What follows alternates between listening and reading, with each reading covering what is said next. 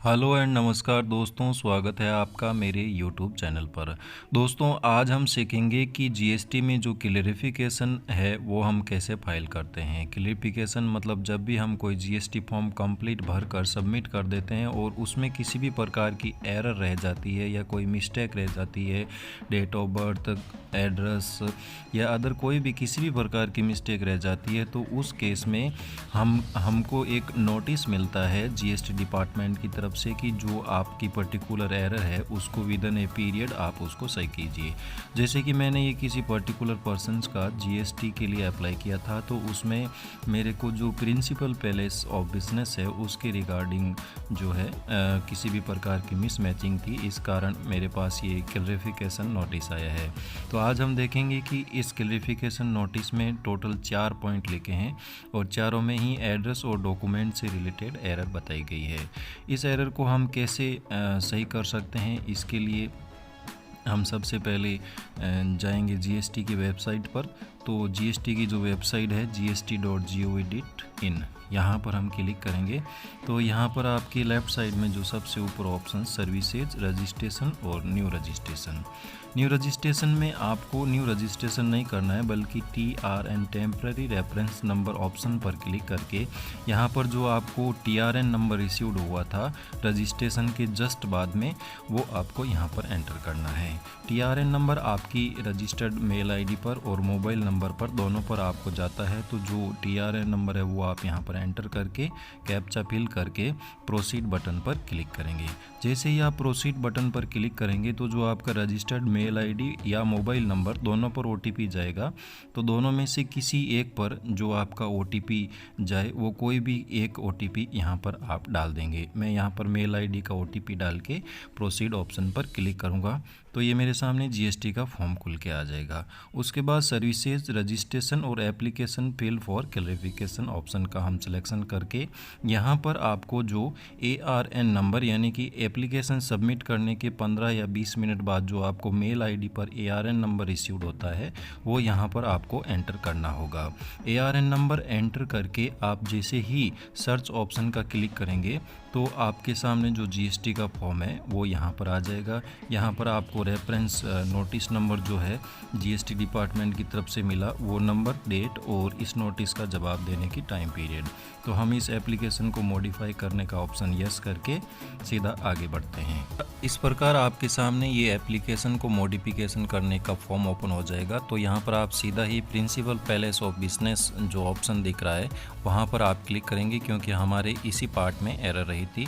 यहाँ पर जो एड्रेस है एज पर रेंट एग्रीमेंट मैंने नहीं डाल के जो लैंडलॉर्ड का खुद का एड्रेस है वो डाल दिया था।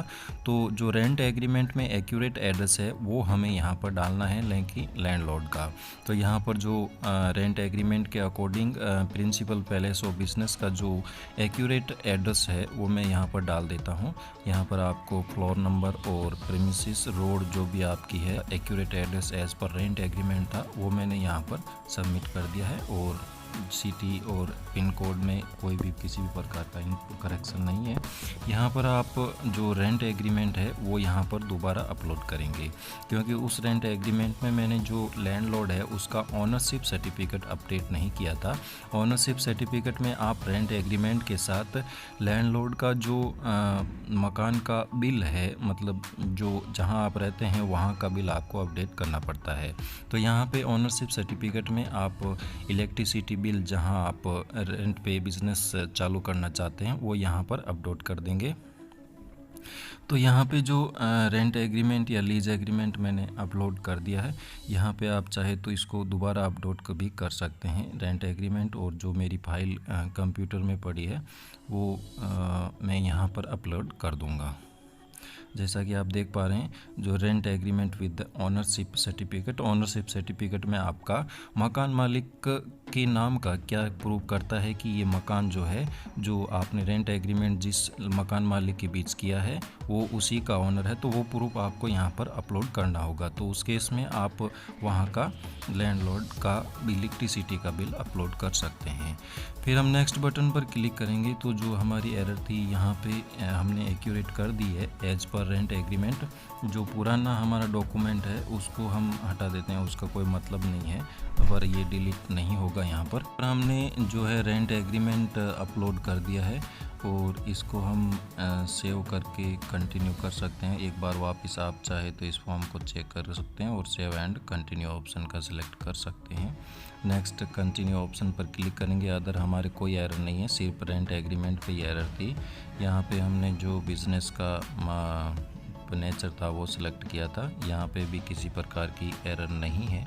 यहाँ पे जो ओनर है उसका ऑथेंटिकेशन आ रहा है। यहाँ पर जो है आपकी जो भी क्वेरीज पुटअप हुई थी जीएसटी नोटिस में वो आपको सही करके और यहाँ पर वापस रिस्पांस देना है। तो जो भी आपका रिस्पांस बनेगा वो आप यहाँ पर टाइप कर दीजिए कि जो भी आपने फाइल वगैरह है ऐड कर दी है।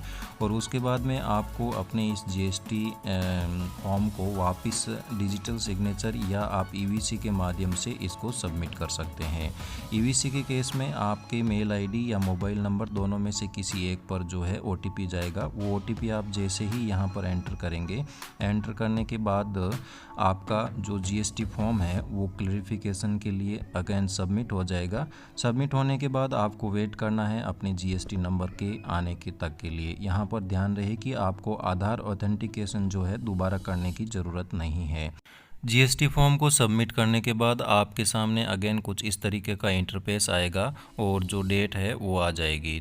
तो इस प्रकार आपका जो जीएसटी का फॉर्म है क्लैरिफिकेशन के लिए सबमिट हो गया है और इसके 1 या 2 दिन बाद आपका जो जीएसटी नंबर है वो जनरेट हो जाएगा।